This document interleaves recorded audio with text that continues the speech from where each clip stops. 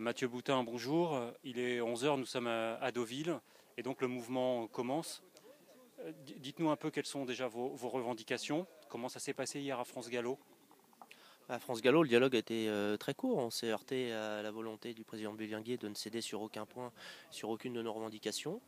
Il nous a bien fait comprendre que son projet de distribution des allocations était le bon et qu'on se trompait sur l'interprétation qu'on en avait faite, que sur la modification du code électoral, elle était justifiée. Donc il semblait justifié qu'on évince progressivement les entraîneurs du débat, alors qu'ils sont de plus en plus partie prenante. Malheureusement, c'est pas la finalité pour un entraîneur. Effectivement, c'est pas d'être propriétaire ni éleveur, mais certains le font par conviction, mais d'autres le font par obligation, et on sait que c'est pas leur volonté de le faire. Malgré tout, ils occupent une place importante, et ils ont à ce titre le droit de s'exprimer en tant que propriétaires ou en tant qu'éleveurs qu'ils sont.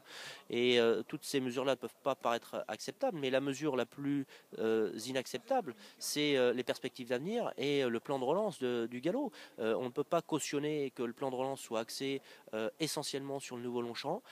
Pour nous, la relance, elle passe par la reconquête d'un public, la reconquête d'une base de parieurs, la reconquête de nos propriétaires. Et si on ne rend pas le spectacle attractif pour drainer tous ces gens passionnés de course et qui font que l'institution puisse tourner économiquement viablement, on a raté nos objectifs, et on va s'apercevoir très rapidement qu'on va se diriger vers une situation qui s'apparente à celle qu'on a dans nos pays voisins. Malheureusement, il y a 80 000 emplois dans la filière, qui dépendent de la filière en tout cas, et j'ai peur que l'État se rende compte, si elle ne s'en rend pas compte maintenant, un peu trop tard, que ces personnes vont finir sur le carreau et qu'elles descendront dans la rue.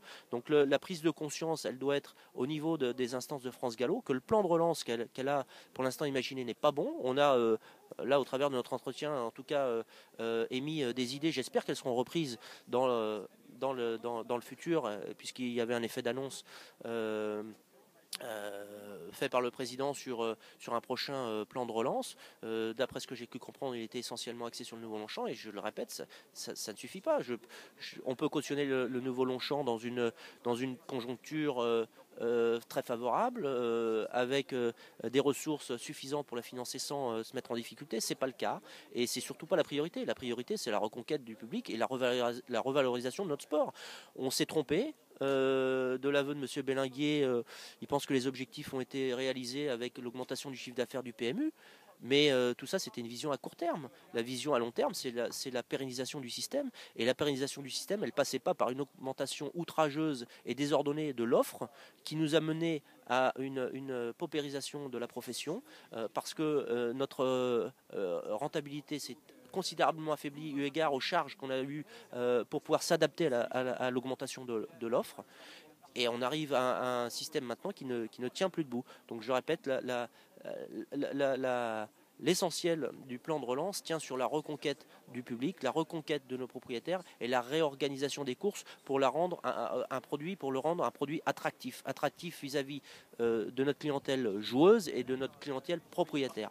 Voilà, c'est l'axe majeur que l'on défend. Et nous sommes là pas ici pour râler, pas pour nous opposer à l'institution, pour soulever des problèmes, parce qu'on a la certitude que si on ne prend pas conscience dès maintenant, alors que ça aurait dû être déjà fait, on a émis des signaux d'alerte depuis plusieurs années qui n'ont pas été entendus. C'était avant qu'il fallait réfléchir à des solutions pour anticiper sur l'après augmentation de l'offre du PMU, pour pouvoir pérenniser le système. Et je le répète, on n'est pas là pour crier et scander des slogans contre la direction. On est là pour trouver des solutions, apporter des solutions, mais à chaque fois qu'on en apporte, on n'est pas entendu.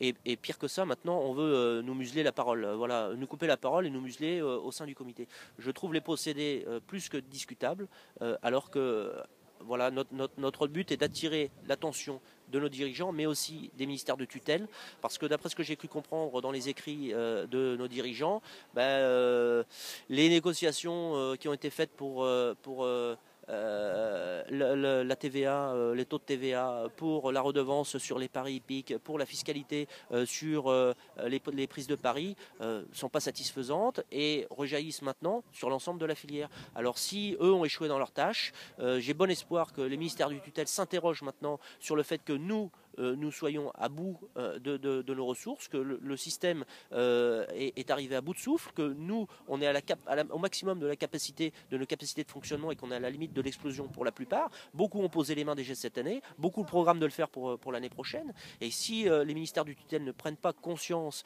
qu'il va falloir lâcher du lest, renégocier sur des sujets tels que la TVA ou la redevance et la fiscalité des prises de Paris, c'est toute l'institution qui va s'affaiblir progressivement et qui va laisser sur le carreau une bonne partie de nos employés.